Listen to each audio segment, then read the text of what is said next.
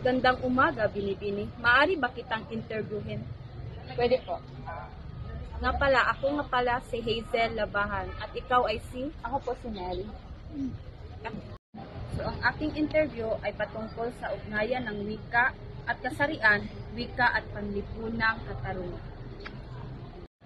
Base po sa aking nalaman, ang wika ay hindi lamang naglalarawan ng kasarian, ngunit aktibong lumilikha at nagpapatupad nito. Like, halimbawa po, paggamit ng mga panghalip na siya at siya ay nagpapakita ng isang binary na pag-unawa sa kasarian na hindi sumasaklaw sa mga taong may iba't ibang pagkakakilanlang pangkasarian.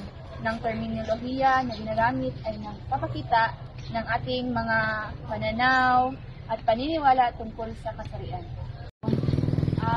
At sa ugnayan ng wika at panlipunang katarungan naman ay ang wika ay maaaring gamitin bilang isang instrumento ng pagbabago upang itaguyod ang panlipunang katarungan.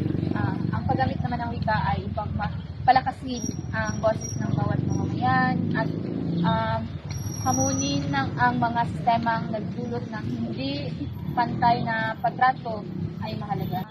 At sa madaling salita, ang wika ay hindi lamang isang paraan ng komunikasyon, kundi isang aktibong pwersa na lumilikha at nagpapatupad ng mga panlipunang relasyon at kasarian. Ang pag-unawa sa ugnayan ng wika, kasarian, at panlipunang katarungan ay mahalaga upang mataguyod ang isang mas pantay at makatarungang lipunan. Maraming salamat, Binibini, sa iyong paglaan ng oras. Para kanino ka bumabangon? Laban lang. Malalampasan din natin to. Ano ang iyong masasabi tungkol sa ugnayan ng wika at kasarian at sexualidad? Ang masasabi ko lang, ang pagkakaunawa ko sa ugnayan ng wika, pagkakaunawa ko sa ganyan ay ito yung paggamit ng wika. Nalalaman natin sa pamamagitan ng paggamit ng wika, nalalaman natin ang identidad at kasarian ng isang tao. Malalaman natin, halimbawa na lamang kapag bakla siya, gagamit siya ng mga gilinggo, ng mga sinishite, yung mga ganon. Nalalaman natin siya ang kanyang kasarian. Kapag babae naman, parang malumanay, parang gumagamit din sila ng mga socio-linguistiko, like kanang mga pinaghalong Pilipino at yung Taglish na tinatawag natin na it's so igang naman here, ganon. Taglish ba yun? Yun. Yan yung nalalaman natin yung kasarian at sexualidad ng tao. Nalalaman natin sa pamagitan ng paggamit natin ng mga wika, nalalaman natin kung sino ba talaga ang taong yan. Nalalaman din natin yung kultura nila, kung saan siya nagmula. No, so, yun. May mga katanungan ako sa iyo tungkol sa ugnayan ng wika at kasarian at sexualidad, wika at panlipunang katarungan. Para sa iyo, ano yung mga ugnayan ng wika at kasarian na magbibigay ka sa pamamagitan ng inyong opinion? Salamat sa iyo, magandang araw sa inyong lahat, lahat sa mga nanonood. Araw sa inyo. Ang aking naiintindihan tungkol sa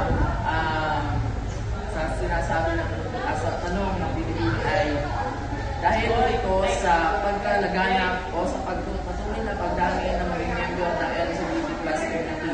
Dahil ito, meron po tayong mga iba't ibang mga lengguwahe na namumuo dahil yung mga lengguwahe yun ay gawa ng mga miyembro ng LGBT sapagkat ginagamit nila ang lengguwahe ito upang sila lamang nakakaintindi ng mga gusto nilang mga sinasabi at pinaparating sa ibang pamiyembro nila.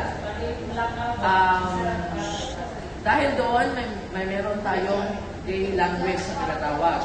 At dahil may meron gay language sa tinatawag, yung iba dito ay magkakaroon, magiging mahirap ito sa pagkumonekta sa ibang mga personalidad at sa ibang tao. So dahil may meron din tayong language barrier patungkol dito.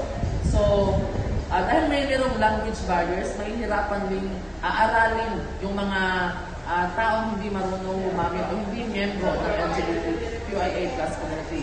So dahil dito, sa panahon ngayon, sila ay nagbibigay ng efforts nila upang maintindihan at para mabigyan nila ng panahon ang pag-intindi ng gay language ng LGBT community. Maraming salamat, Ginoo. Magandang umaga, baby. Maaari bang bulahan ng panayam tungkol sa ugnayan ng wika at kasarian at sexualidad, wika at paglipunang katarungan? Sa akin lang naman, ang ugnayan ng wika at mga kasarian is pwede natin ihalimbawa yung mga nasa LGBT plus community. Dahil alam naman natin na yung komunidad nila ay may wika sila na ginagamit na hindi natin naiintindihan. Sapagkat kahit gano'n naman na may ginagamit silang iba't ibang lingwahe, meron namang mga ibang tao na nakakaintindi. Pero mas mabuti siguro na kahit magkaiba kahit hindi natin naiintindihan yung mga ginagamit nila na lingwahe, dapat din natin siguro magbigay tayo ng halaga or pag-aralan natin para maintindihan natin yung mga sinasabi nila or kapag nakasalamuha tayo sa komunidad nila is maiintindihan natin sila at hindi natin sila basta-basta yung hindi natin sila mahuhusgahan or hindi mali ang pagkakaintindi natin sa kanila kasi alam natin kung ano or ano yung mga ibig nilang sabihin or kapag nakikipag-usap sila sa atin. Yun lang naman. Maraming salamat. Magandang umaga sa iyo, Bini. Para sa iyo, ano ang ugnayan ng wika at kasarian at sexualidad, wika at panlipunang katarungan?